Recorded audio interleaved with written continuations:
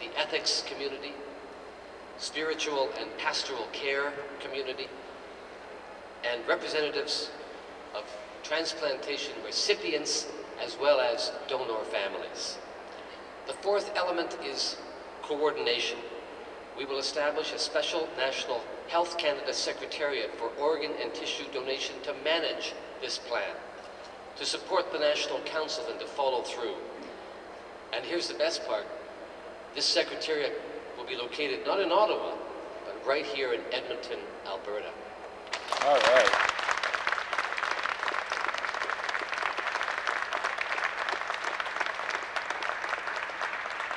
And the fifth element is funding. Over the coming 5 years, Health Canada will contribute $20 million to the Secretariat's programs and services to make sure that they serve the National Council in an effective way. Now, others today will speak to detailed elements of the plan, but let me say that in the last analysis, our purpose in being here today is to improve the prospects for those men and women and children across Canada who at this very moment are waiting for a transplant. Let me say a word about how health ministers arrived at this consensus, how we developed this national strategy. Such has an obvious place for strong federal leadership. This announcement also reflects the hard work and the commitment by all health ministers and each and every government of Canada. And I want to thank my colleague and friend Gary Marr for the hard work he's done in putting this strategy together. Thank you, Gary.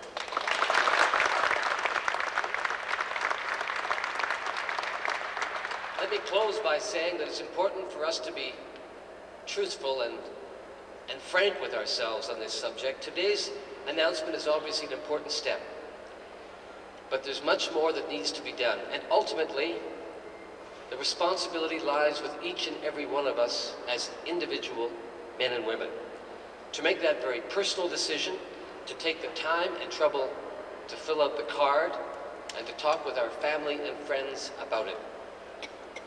So, let me end today by issuing a challenge to Canadians.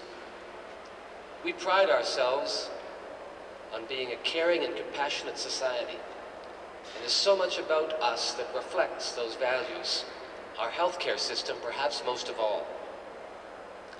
It seems to me that our practices in the donation of organs and tissues should reflect that nature.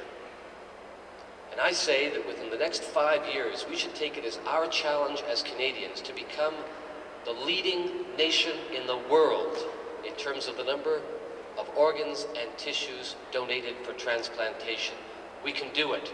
With this strategy, with this common political will, with the people we've assembled for the Council, with the public support that's now in place, with the increased awareness, we can make Canada the leader in the world for the rate of donations, and I challenge Canadians within the next 5 years to achieve that goal. That's the subject of today's appearance, and that's the challenge to which we now turn together. Thank you very much. The stage this afternoon with my two colleagues, the two ministers of health, obviously Alan, with whom I work on a regular basis, and my former student, the Minister of Health, Gary Marr.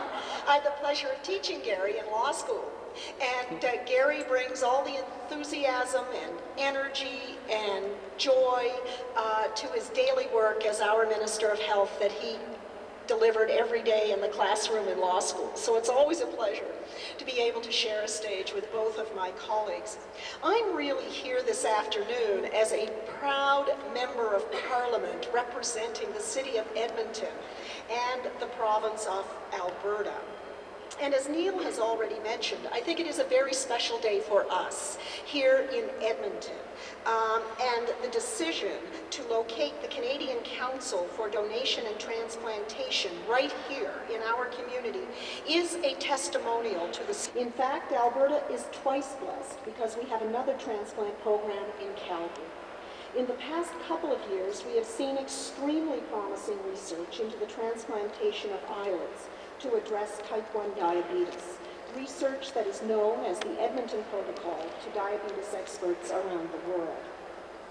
When you match that record with the rest of the impressive health research taking place here at the University of Alberta and its associated teaching hospitals, I think it should be clear to all of us why this National Council will make its home here in Edmonton, something all Edmontonians and all Albertans can take pride in. And you know, as Alan has mentioned, I think when we think about today, yes, it's a day of pride for Edmonton, for all the health researchers and doctors who work in this area here in our community and across the country. But this day is really about the individuals, some of whom we're going to hear from later, those who have received organ or tissue transplants, and those who donated, and representatives of family members who donated organs or tissue for transplants.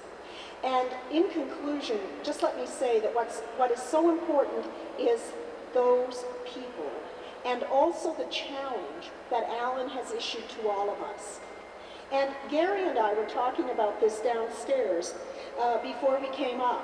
How many of you know that if you flip over your Alberta health card, there is a donor application on the back?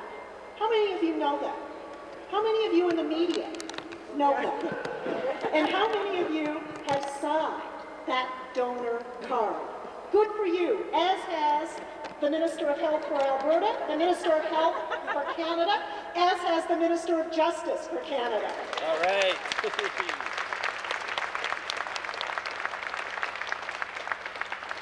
And let me say, the media can play a really important role in all of this today, because this announcement is a special one. It's an important day for our healthcare system, not only here in Alberta, but across the country.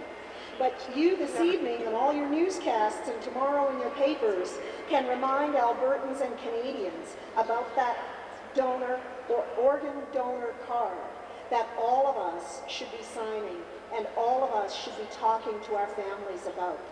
So, ladies and gentlemen, it's a great pleasure to be here with my colleagues today. This is a tribute to how federal and provincial governments work together, how governments work with healthcare professionals, health authorities like the Capital Health Authority, the largest in our country, and I think the very best.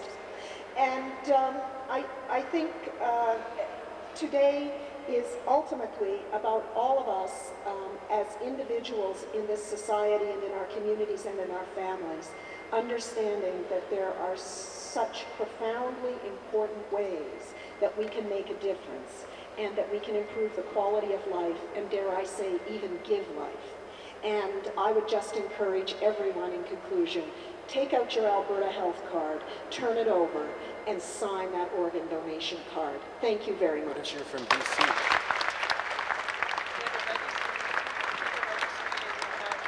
Thank you very much, Neil. It's always a treat for me to be here at the University of Alberta Hospital, and it's a particular pleasure to join Ministers McClellan and Rock in this announcement that I think very much recognizes Alberta's leadership in the area of transplantation and in health research. Alberta is pleased and proud to accept a new role in an effort shared by all jurisdictions to meet the needs of Canadians wherever they are for transplanted organs and tissues. We are standing here today in a hospital with a national reputation for transplant expertise. This hospital is connected to a university whose groundbreaking research has appropriately and not surprisingly and has deservedly captured the attention of the international media. But the real transplant heroes are the people who sign their organ donor cards and discuss those intentions with their families to ensure that their commitment is honored. Now, just before this announcement this afternoon, we met with some of the families who continue to hold a loved one close because someone else was able to see past the pain of their loss and make the most selfless gift of all, the gift of an organ. We also met with some of the people who made that gift and brought a greater meaning to their personal tragedy. Both groups, the families of donors and recipients, share a gratitude